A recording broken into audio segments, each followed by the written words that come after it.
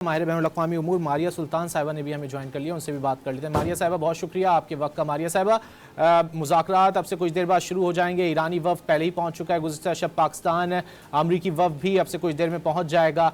आप कितनी पुरुम्मीद हैं मुज़ाकरात नतीजा खेज़ होंगे? अल्लाह ताला जी ये मस्बत होंगे, क्योंकि इस वक्त जो स्टेक्स हैं वो बहुत आए हैं।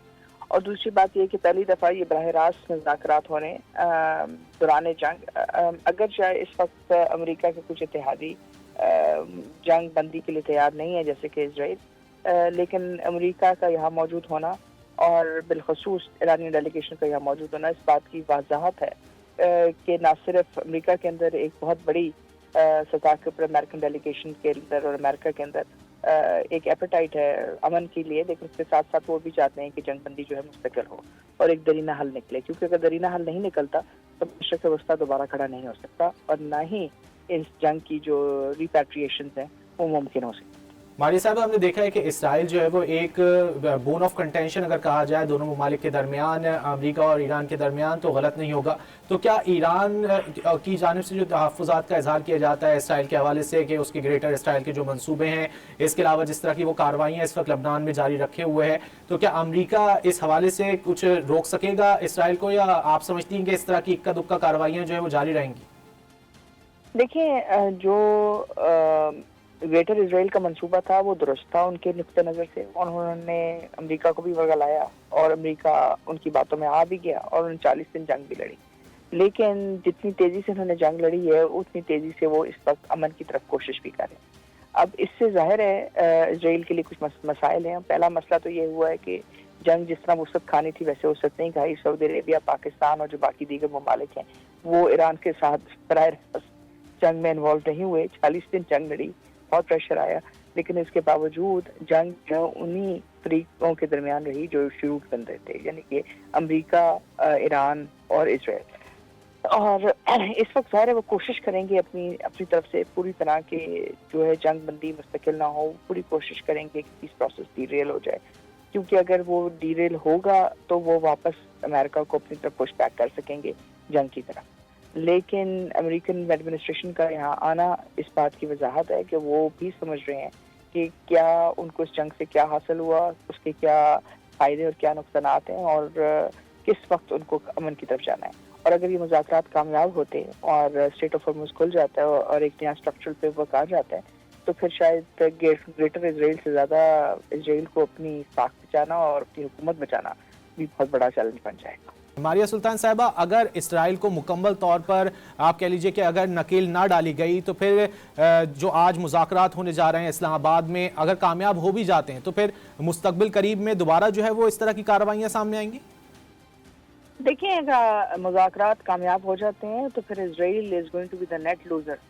उसकी वजह यह है कि अगर मुज़ाकरात कामयाब होंगे तो वो नई बुनियादों पर होंगे। नई बुनियाद क्या है? नई बुनियाद ये है कि जो उन्होंने सिक्योरिटी ऑर्डर जो इन्वेस्ट किया था यूएई, इसराइल, हिंदुस्तान, वो मतलब इस एरिया के अंदर टॉप डॉग नहीं होगा। इसका मतलब ये है कि नए प्लेयर्स आएंगे। नए प्लेयर्स में कौन आएगा? उसमें सऊदी अरेबिया है, उसमें पाकिस्तान है, उसमें ईरान है और उसमें जो है अमेरिका है। तो अगर ये मतलब स्टेट ऑफ हॉर्मुज़ के अंदर डोमिनेंट प्लेयर्स बन जाते हैं अमेरिका और ईरान, और उसके साथ ओमान, पाकिस्तान और सऊदी अरेबिया जो हैं, मतलब गल्फ के अंदर जो अरेबियन गल्फ है या पर्शियन गल्फ, उसके स्टार्ट में आ जाते हैं एज स्टेबलाइजर, तो आपके पास जो ट्रैफिक डाइवर्ट हुई है इस 8-10 दिन नहीं बल्कि 40 दिनों में कराची की तरफ, कराची पोर्ट की तरफ, वो एक्टिवेट होगी। कराची ग्लोबल मैप पे आएगा। FOB कराची जो है और FOB गवादर जो है वो निकलेगा।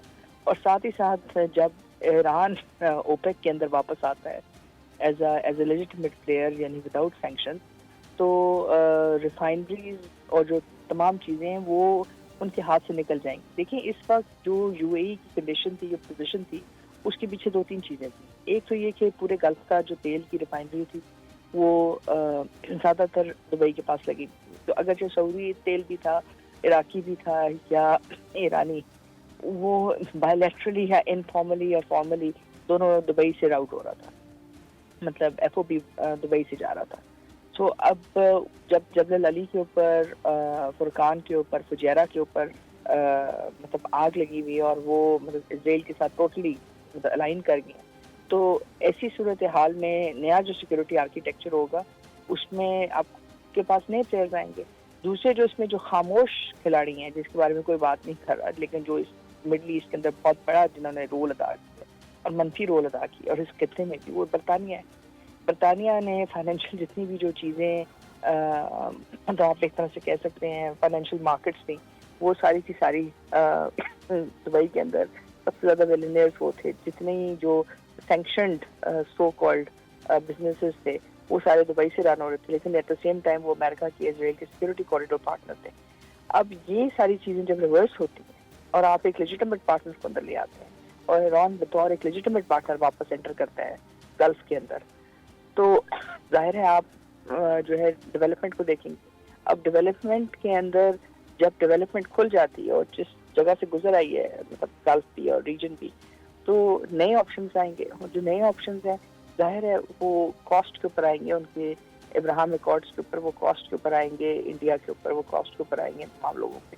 اور دیکھیں لوگ بھولیں گے تو نہیں کہ جو انڈیا نے کیا ہے مطلب جو اسرائیل کی انہوں نے معاونت کی ارامکو کے اوپر اٹیک کرنے میں جو انہوں نے اسرائیل کی معاونت کی ایران پہ اٹیک کرنے کی یا باقی گلف کنٹریز میں سچ ایز قطر تو یہ ساری چیزیں لوگ بھولتے نہیں ہیں بالخصوص اگر کنٹریز کے اسٹریٹجک اور ملٹری انٹرسٹ افیکٹ ہو. تو دبئی کو پھر بہرحال یہ فیصلہ کرنا پڑے گا کہ وہ گلف کے ساتھ چلیں گے یا وہ اسرائیل کے ساتھ چلیں گے. تو ابراہم ایکارڈ ری شیپ ہوگا اور اسرائیل پہ اس کا ایک بہت امپیکٹ آئے گا.